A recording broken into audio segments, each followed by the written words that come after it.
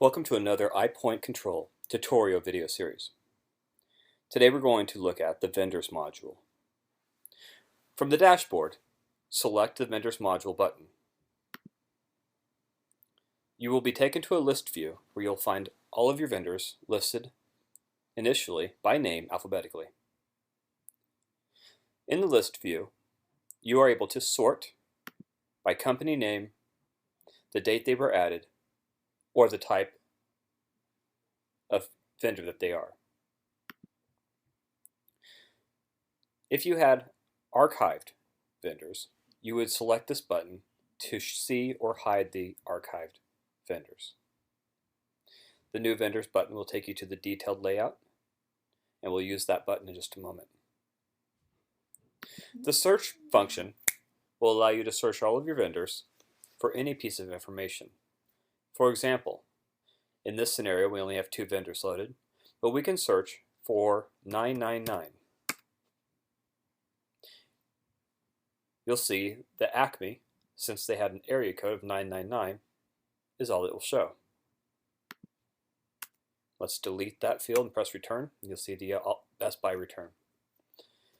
We could also search by the email address, Jane. Again, only Acme shows. Instead, let's search for Buy. Best Buy. The quick search bar allows you to search for any piece of information contained within the vendor's primary information. That can be an address, phone number, email, type. The showing is simply how many records you have visible.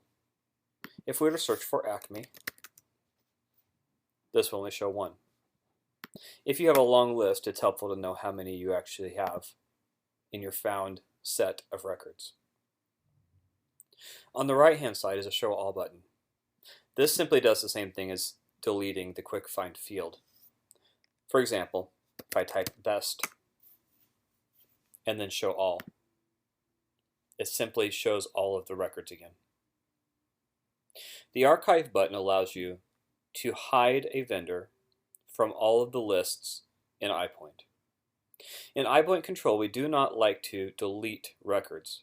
Because all of the data is intertwined together, if you delete something, you may leave holes in the data in other locations.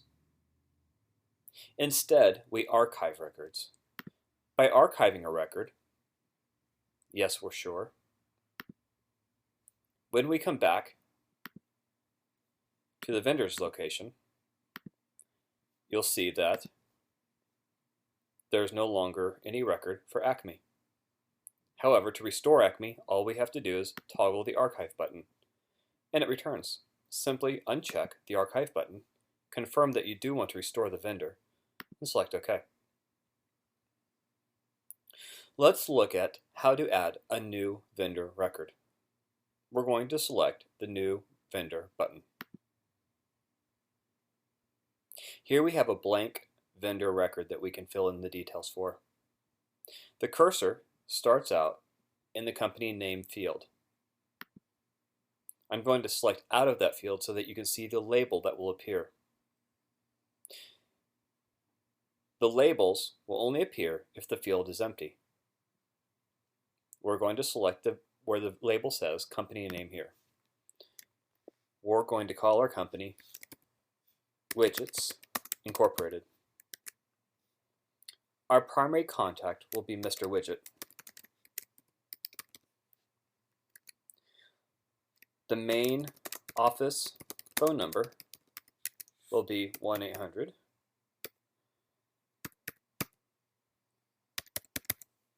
Now, if you'll notice, I put 800 dash and then I forgot to put a hyphen. It doesn't matter. iPoint Control will automatically format your phone and fax fields for you. As you can see, when I click out of the field, it automatically formats it with the proper formatting.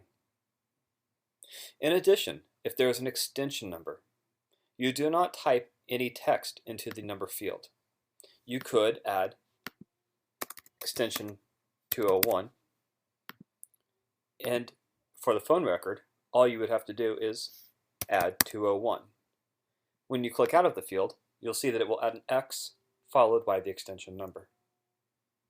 You cannot, however, manually type extension, or you will get this error message.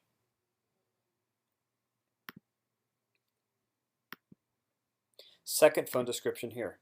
Let's put in a support.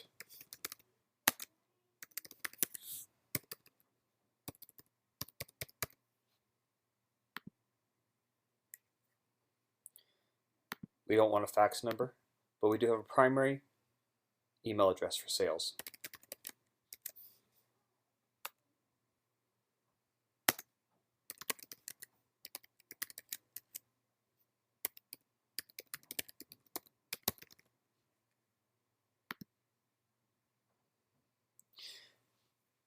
Account number.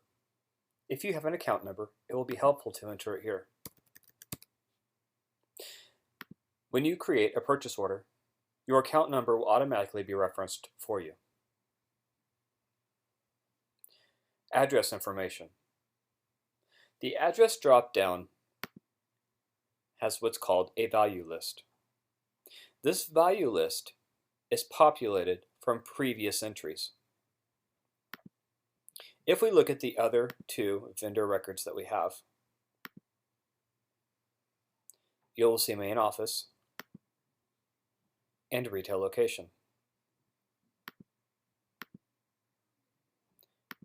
Those correspond to main office and retail location.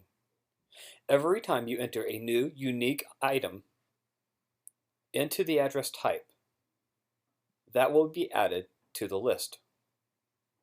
So long as I choose an existing item, like main office, there will not be an additional item. However, if I add main office other, you will now have main office other in the list. It is preferable to not add a bunch of unique items to this list. Otherwise, you will have a long list of non-relevant selections in your value list. By deleting the other, we will now be back to just the two lists from before, two items from before.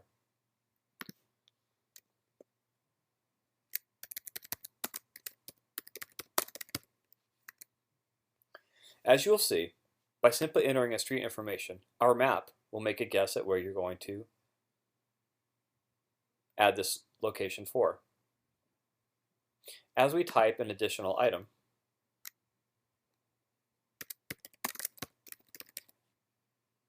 the map will be fine.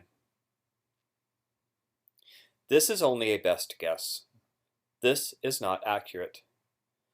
Do not rely on this map for navigational purposes. If I select the map, you will see that it will launch Google Maps and attempt to find a location for us based on the information we have. Most likely nothing will be found. So as you can see, just because a map shows here doesn't mean that it is actually a location that corresponds with this information. If, however, this information is accurate, you will have an accurate representation in the map.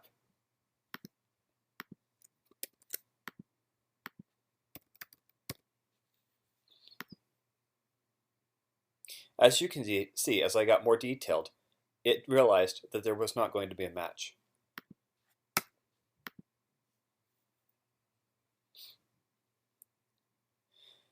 If you are using an iOS device, such as an iPad, selecting this map will launch your Apple Maps application. If you have additional addresses that you would like to add for a vendor contact, you may do so in the additional address portal. To add an additional address, select the Add Additional Address box. You are presented with a new pop-up window.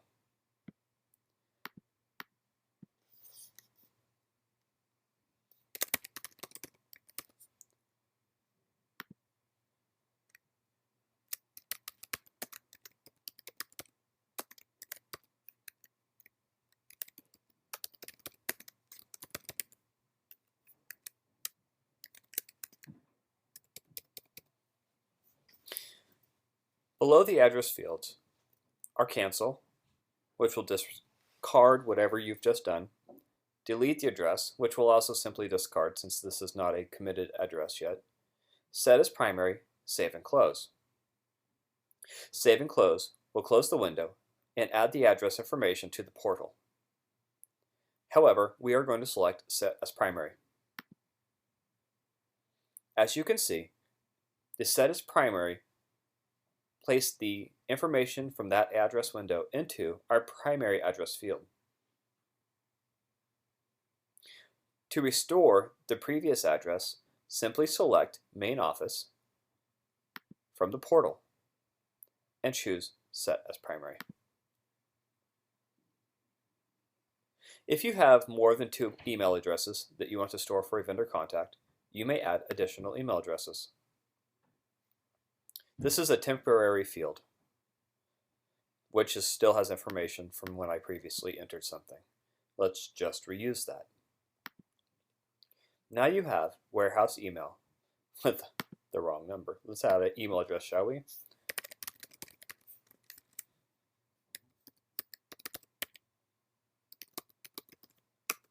Okay. To edit that information, I simply selected the email address from the portal, and it will bring up that same window. However, you now have a delete and a cancel button.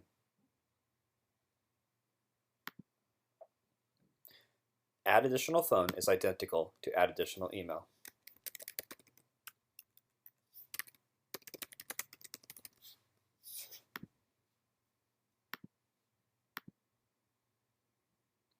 You may add as many additional contact methods as you want. If you have more than will fit, a scroll bar will appear for each portal right here.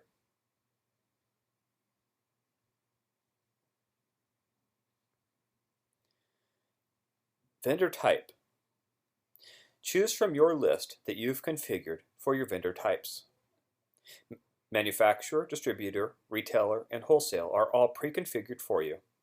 You may delete or add to this list to fit your needs. To do so, you must access the vendor type value list from the settings module. Only admin users may access the settings module.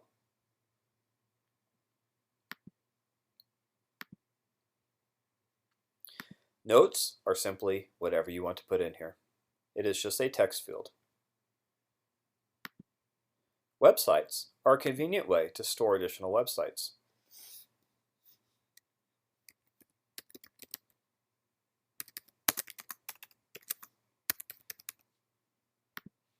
As you can see, you may put a website and a note. Each time you add an additional record, a new row will appear below it. Click the Go button to go to this website.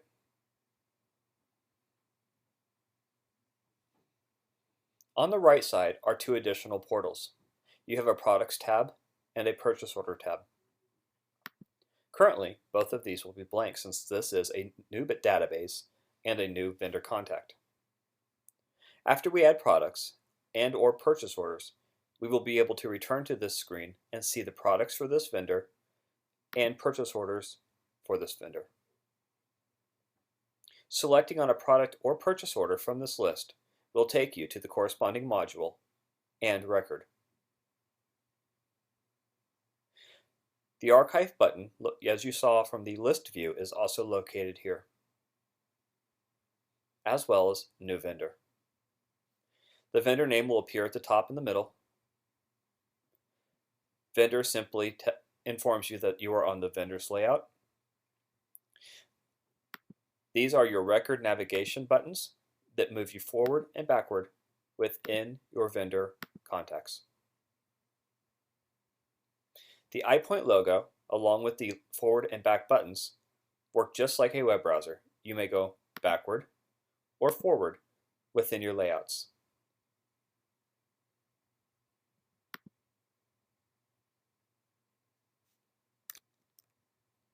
That concludes our vendor layout video.